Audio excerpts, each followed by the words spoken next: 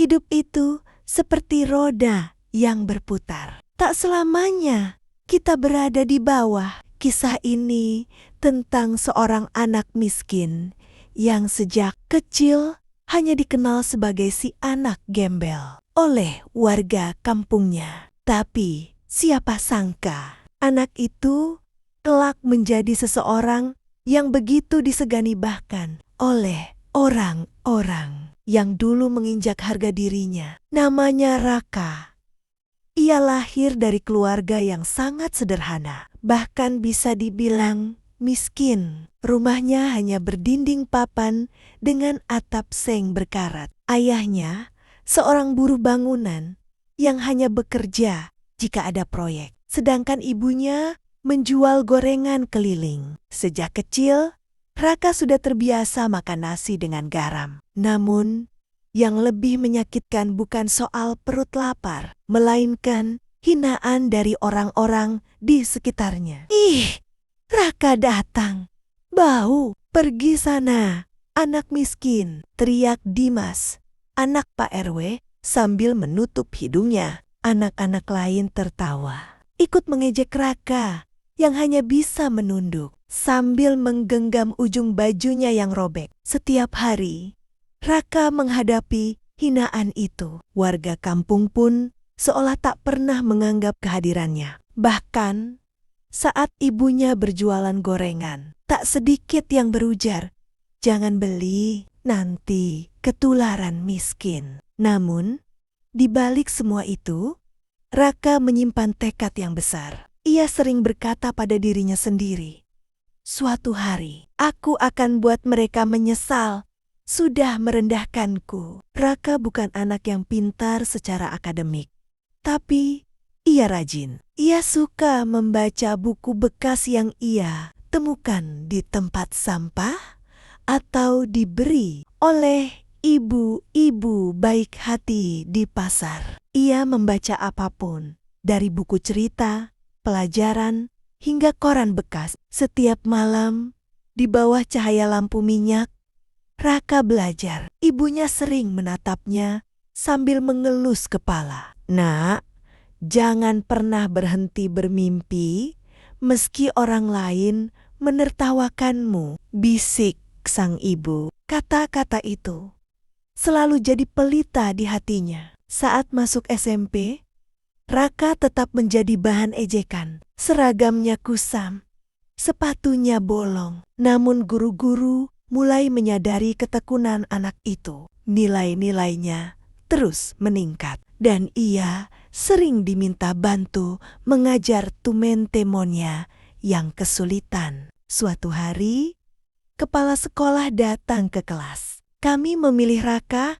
sebagai perwakilan lomba cerdas cermat tingkat kota," katanya. Satu kelas terdiam. Dimas yang duduk di belakang berbisik sinis, "Anak gembel mau ikut lomba?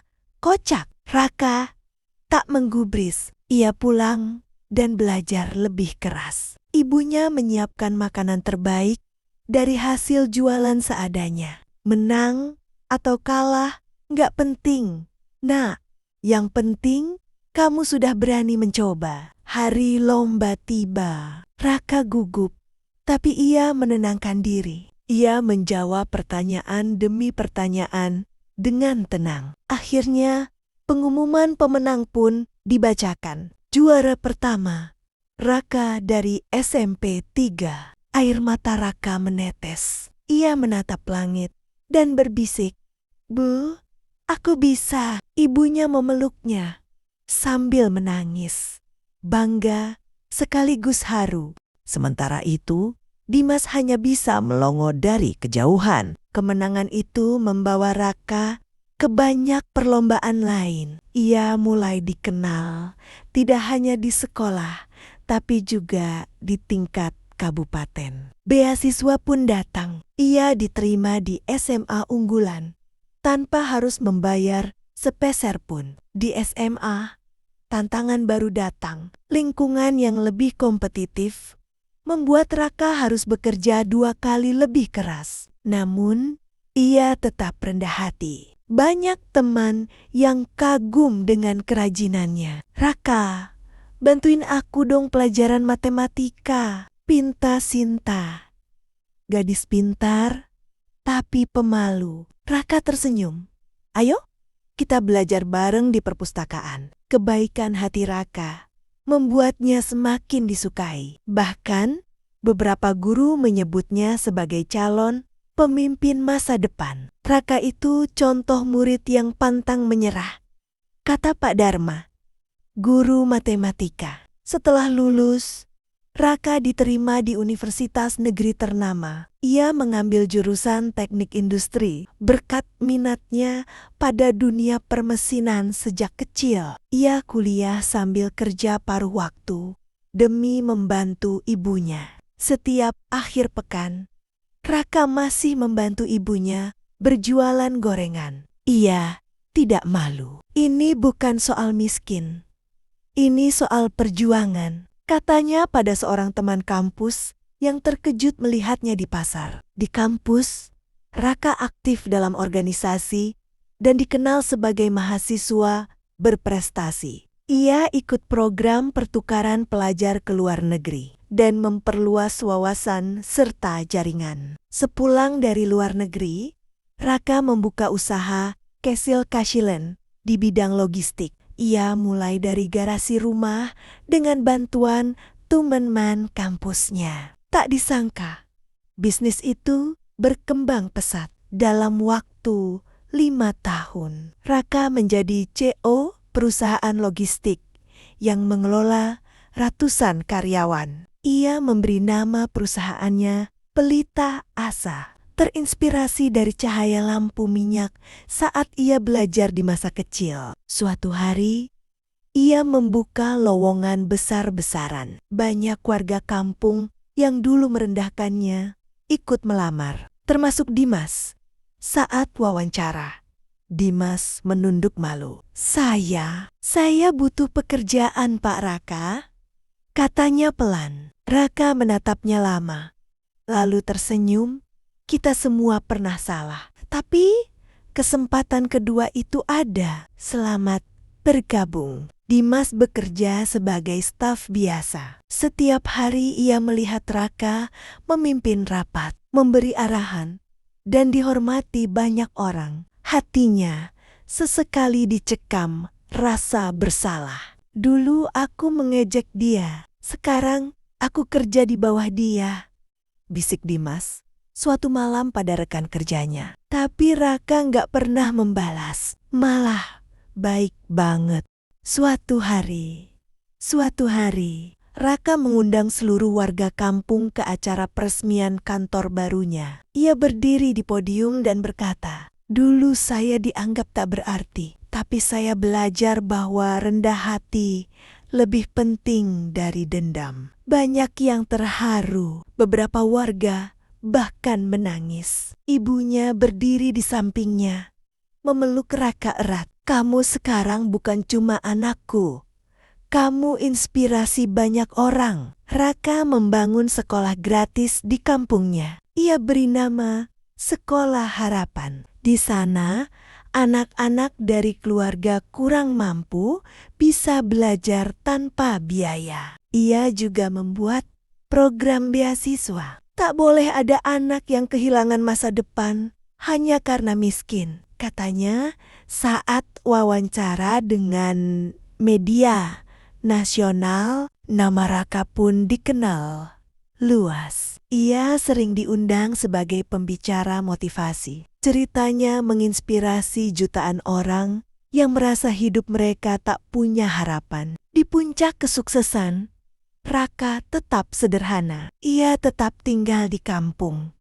Meski sudah bisa membeli rumah mewah. "Ini tempat yang membentukku," ujarnya. Suatu sore, ia duduk bersama ibunya di beranda. "Bu, Raka nggak akan sampai di titik ini kalau bukan karena doa ibu," katanya sambil menggenggam tangan ibunya. Ibunya tersenyum.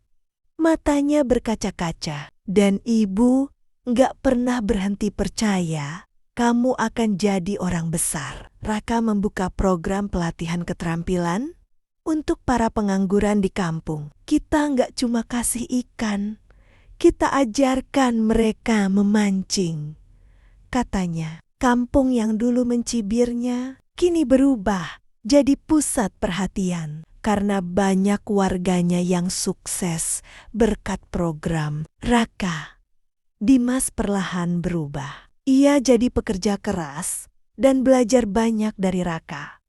Suatu hari, ia mendatangi Raka dan berkata, "Maaf, Ra, aku dulu jahat banget sama kamu." Raka menepuk bahunya. "Yang penting sekarang, kamu jadi orang yang lebih baik. Masa lalu, biarlah jadi pelajaran." Tahun berlalu. Raka bukan hanya dikenal sebagai pengusaha sukses, tetapi juga sebagai tokoh sosial yang punya dampak besar. Ia mulai merambah ke bidang lain, membuka rumah sakit bersubsidi, membangun panti asuhan, dan memulai gerakan literasi. Setiap proyeknya selalu berfokus pada orang-orang kecil, mereka yang dulu seperti dirinya. Kalau bukan kita yang bantu mereka, siapa lagi? Begitu kata Raka di depan relawan. Ia juga diundang ke berbagai negara untuk membagikan pengalamannya. Di suatu forum internasional, seorang pemimpin organisasi dunia berkata, "Raka adalah bukti